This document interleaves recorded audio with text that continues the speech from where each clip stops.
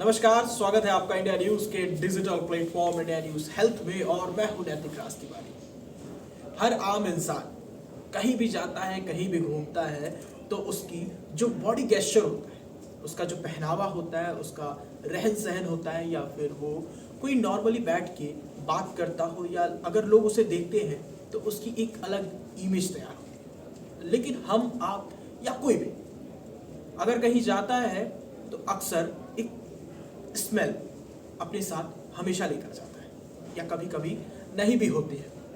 हो सकता है कि वो उन चीज़ों का परहेज किया हो जिन चीज़ों से वो स्मेल आए। तो साफ तौर पर अगर देखें हम तो उसके लिए भी एक चीज़ ये है कि हम अगर कहीं जाते हैं तो जूते पहन कर जाते हैं। जूते अगर अक्सर हम कहीं ना कहीं वॉक करते हो, मॉर्निंग में वॉक करते हो, या कहीं अगर हम जीन्स भी पहन रहे हैं तो हम जूतों को ज़रूर पहनें।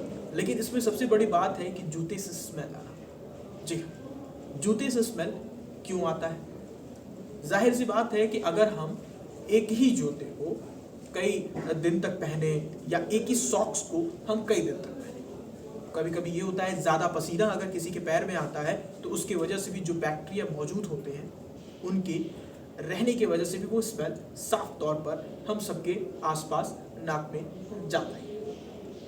चलिए इससे ज़रा पर्दा हटाते हैं कि आखिर वो क्या चीज़ें की जाए जिसके वजह से आपके पाँव से स्मेल आए।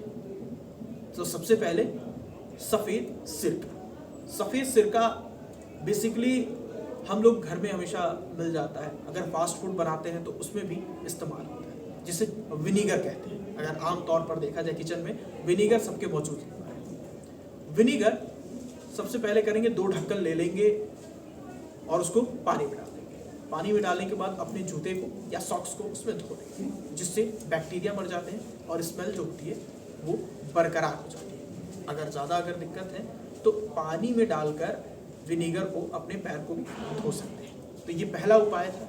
दूसरा ये कि अपने जूतों की जो क्वांटिटी है वो 1 से आप 3-4 बढ़ा सकते हैं। अगर 3-4 बढ़ेंगे तो उसके हिसाब से ये भी होगा कि एक जूता आपने एक दिन पहन लिया, फिर वही जूता आपका चौथे दिन नंबर आता है अगर आपके पास 4 है तो ये सीक्वल वाइज होते हैं। फिर अगली अगर बात करें तो सॉक्स।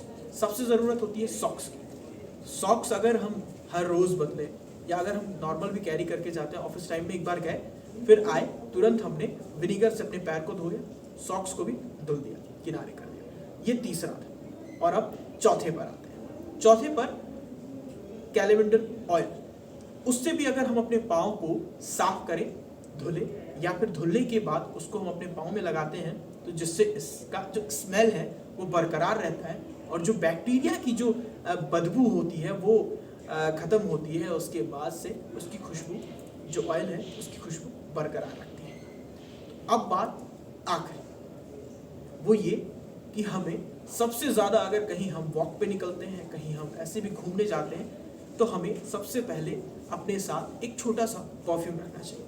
अगर हम कहीं गए, वहाँ अगर पानी हुआ है, पानी होने के साथ अगर हमने जूता निकाल दिया, बेसिकली अगर हम सब मंदिर जाते हैं वहाँ पे हम अपने जूते उतारते हैं, कहीं बाहर कहीं घूमने गए हैं, जूते निकालते हैं। जूते निकालने के बाद मंदिर में प्रवेश किया तो वहाँ हाथ पैर धोते हैं। हाथ पैर धुलने के साथ साथ जब हम मंदिर में जाते हैं, मंदिर में पूजा वगैरह करके आते हैं, तो कहीं ना कहीं मंदिर के फर्श पर कुछ चीज़ें गिरी होती हैं, धूल मिट्टी होते हैं।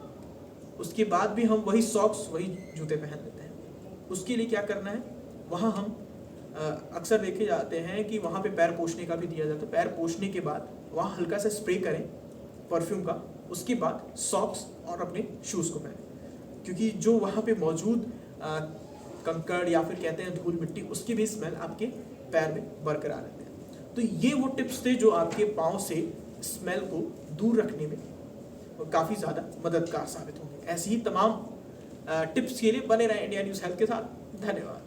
अगर आपको हमारा ये वीडियो पसंद आया हो तो वीडियो को लाइक करें और चैनल को सब्सक्राइब करें, और हाँ, बेल आइकन को दबाना ना भूलें ताकि आप तक वीडियो का नोटिफिकेशन पहुंचता रहे। फिटनेस एंड लाइफस्टाइल से जुड़ी हर खबर के लिए देखते रहिए इंडिया न्यूज़ हेल्थ।